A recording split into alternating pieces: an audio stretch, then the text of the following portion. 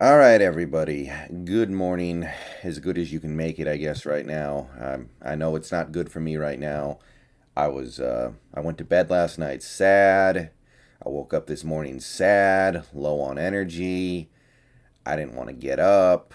I didn't want to look at Seahawks stuff on the internet.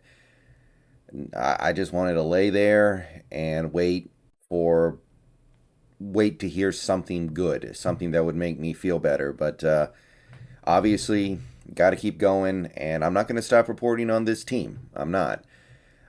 Sorry that there was no video this morning. You guys know that I usually like to always, or pretty much always, have a video that goes up at about 9 in the morning. But last night, because of the stream, I went to bed late as it was, and I didn't really know at that time what I could even say because the game had just ended a few hours before. So, probably going back to your regularly scheduled video content tomorrow in terms of getting early uploads up. But yeah, I just wasn't really feeling it, and I didn't know what I was going to do for a 9 o'clock video. But we got a lot to talk about with this team right now. There's so much stuff that is so obviously wrong with this team. Jamal Adams, Ken Norton, Pete Carroll, the defense in general.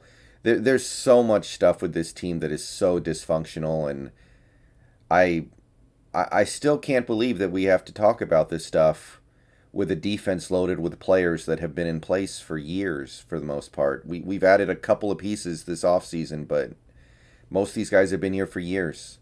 The coach has been here for over a decade. Ken Norton's been here for what? This is his fourth year now, and they're so dysfunctional. And there's so much I can say about that. There's stuff I can say about the offense and the play calling, Shane Waldron, and where we are with him right now. And there's a lot to go into, but I'm gonna go ahead and start things off with the most compelling storyline right now. Um, Russell Wilson and his finger. I'm not going to talk about how he played yesterday. I already said that I thought he was pretty bad. But at the end of the day, as much as I don't think he played well yesterday, I know he gives us our best chance to win overall. So we're going to keep the focus here to his injury and whether or not we're going to have him anytime soon and whether or not he'll be able to play effectively and maybe save this season. So I've got some updates. We don't have anything concrete yet, but I'm going to go over what we have. And as the day goes on, maybe we'll learn more.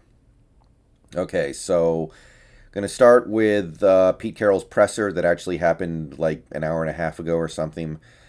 Brady Henderson reports in his presser, Pete Carroll didn't have much more in the way of details on Russell Wilson's finger, saying he'll know more once Wilson sees the specialist today in L.A. Carroll said he doesn't know enough about last night's X-rays to comment yet. So Carroll probably knows something. Maybe he doesn't know enough to be sure. But when it comes to Pete Carroll, no news is usually bad news. Like, he'll be overly optimistic about things like this, overly optimistic about injuries, overly optimistic about where the team is headed. So when he basically says he has no comment, it seems like what he does know is probably bad. So the initial take as a Seahawks fan looking at this objectively has to be that it's probably not going to be good. So I know the X-rays were negative, which is obviously good, but there's other things that could have happened, and we'll get into what it might be. But hopefully we get some concrete information from the specialist today that Wilson has seen. He's seen a finger specialist, so hopefully we learn something there. Carroll's exact quote was, "There's something going on. There's definitely something going on, and we've got to figure out what the extent of it is and what is the next step to deal with it." So pretty vague truisms there. There's not really anything to parse from that. Obviously, there's something going on. He was removed from the game yesterday, and Wilson didn't really fight it. Wilson acknowledged that in my current state, I cannot help this team. And that's Russell Wilson. So you know that if he had any possibility of getting back in that game and playing well enough to help us win, he would have done it because that's what he's done his whole career. He's played through injuries before. He's played through things that have hampered his game before. So for Wilson to agree that I can't help the team right now. There's definitely something going on, but this is kind of just a truism. I don't think there's anything to really say about this. As fans, all I can say is we need to prepare for the worst on this news in maybe in a few hours, maybe a couple of days, who knows, but whatever it is, we need to mentally prepare for some bad news, I think, because everything that I'm seeing right now is pointing towards bad news. But let's try to find some specifics right now. So Ian Rappaport had this tweet earlier this morning. Russell Wilson will have an MRI on his finger today. I believe the MRI came back negative, but he still has to seek a consultation with hand specialist Stephen Shin of Kurland Job in LA. Initial belief is that he has mallet finger, essentially a sprained joint that makes it hard to flex a finger. And Brady Henderson also had this from Carol earlier this morning. Carol said the doctor will determine if it is indeed mallet finger. Carol said he couldn't put any timetable on Wilson's return, which is pretty obvious right now. You don't even know what he has. So, mallet finger, not something I've ever really heard of before. There is definitely reason to believe that that is what Wilson has, but we don't know. And unfortunately, if it is indeed mallet finger, it's arguably worse than a break. It's arguably worse, or at least it's just as bad. So, as for what mallet finger is, let's take a look here. I think Softy posted this on Twitter earlier today. Here's what the recovery time for mallet finger looks like typically. If your tendon is stretched, it should heal in 4 to 6 weeks if you wear a splint all the time. So I don't think that you can play football with a splint on your throwing hand's finger, even if it's your ring finger. So in the best case scenario, if it's mallet finger, you're looking at probably not having Wilson for a month. If your tendon is torn or pulled off the bone, it should heal in 6 to 8 weeks of wearing a splint all the time. After that, you will need to wear your splint for another 3 to 4 weeks at night only. So if it's the worst case scenario here, with your tendon being torn or pulled off the bone, you're kind of looking at not having Wilson for basically the rest of the season.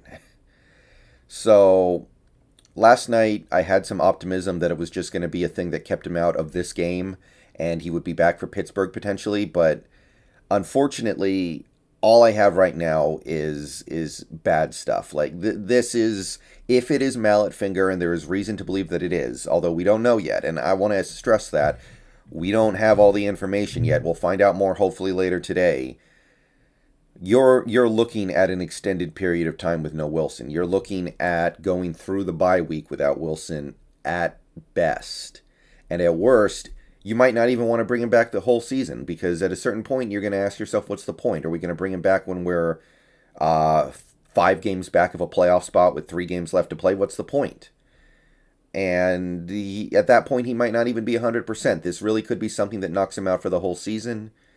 And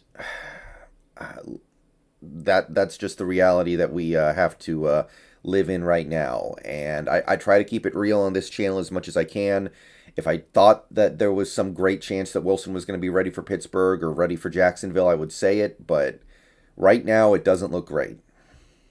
So we got Geno Smith probably. Or there's a good chance. We have to mentally prepare ourselves for having Geno Smith. And he played pretty well last night. He did some positive things. I was encouraged by the poise that he showed. He didn't take a sack. He dealt with pressure well. He made some decent throws.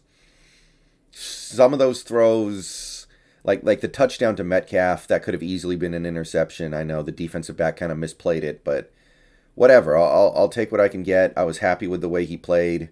I was happy with his effort. I was happy with the way he composed himself out there. The interception, I can't really put that on him at all. So, Geno, you're going to see some things from Geno that you didn't see from Wilson. Geno knows how to throw a screen pass better than Wilson. He just does.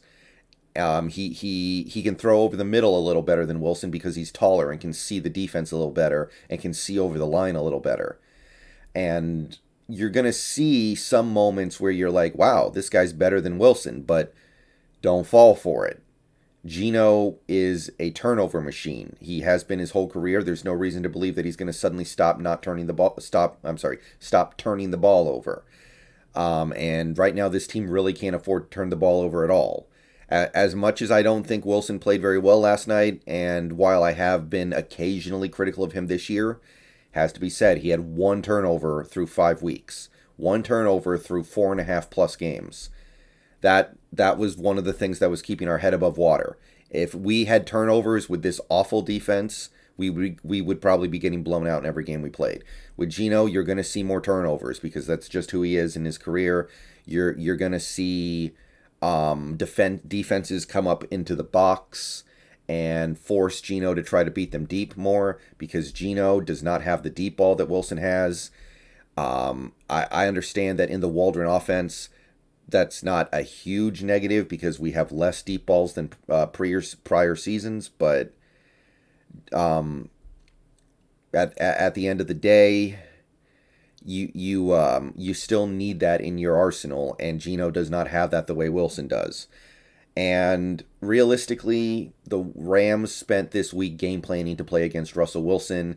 So when Geno Smith went out there, they were not ready for it. They didn't have time to adjust to Geno Smith. And that is a big reason why Geno looked good. Now, I'm not taking away anything from Geno. I think he's going to do the best that he can. We know what Geno is at this point in his career. If we wanted somebody better than Geno, then it was on us to get somebody better than Geno. But we brought back Geno, so you're going to get Geno. And I think he'll be okay, but probably not good enough to be the driving force behind any wins. So we've got easier games coming up on the schedule, admittedly. Maybe Geno can win a couple games. I'm not saying he can't. Pittsburgh is not good this year. Jacksonville's obviously maybe the worst team in the league, and they are more dysfunctional than we are right now with the Urban Meyer stuff. Although I'm kind of jealous of them because at least they're going to get rid of their dysfunctional head coach, and we might not. And I think that's the thing right now that has me the most frustrated. Carroll has his excuse now, bottom line. We could lose out. We could lose every game this season, and Carroll can at least try to make an excuse for it, saying, well, what do you want from me? I didn't have my quarterback. And that excuse, with us knowledgeable fans, it's not going to hold water because we weren't that good before Wilson got hurt.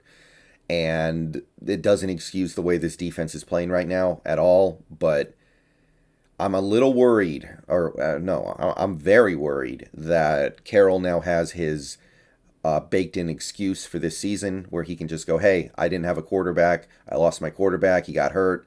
And, hey, whatever happens this season, even if we go 2-15 now, even if we lose every game, like, don't blame me. Blame my quarterback's finger. Blame whoever's helmet that was, Aaron Donald's helmet, whatever.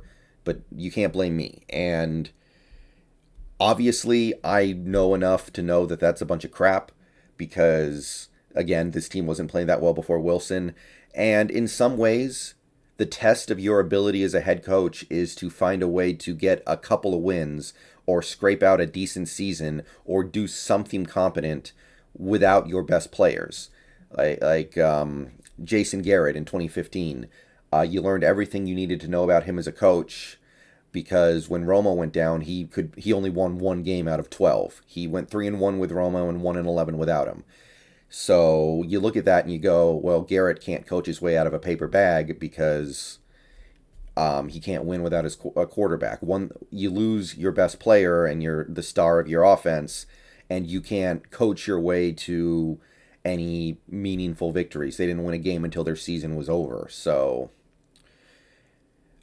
realistically, if you see the same thing from Carroll where we just can't win a game without the quarterback, then as far as I'm concerned, that tells you all you need to know about Carroll. But the reality is owners in the NFL are looking for excuses to not fire people. They're not looking for excuses to fire people. You see this all the time. And if Carroll is able to go to Jody Allen at the end of this year and be like, don't blame me, I didn't have my quarterback, she's probably just going to shrug and go, okay, I buy it. Even though we as fans know that's not how this is supposed to work. That's probably what we're looking at. And that's the thing that frustrates me the most. Feels like nobody's going to get held accountable because there's an excuse now. But that's all I got. We'll learn more later today. Maybe this will all be moot, but it's not a good day. See you guys later. Go Hawks. Streams later. Probably another video later too. We'll see. See you later.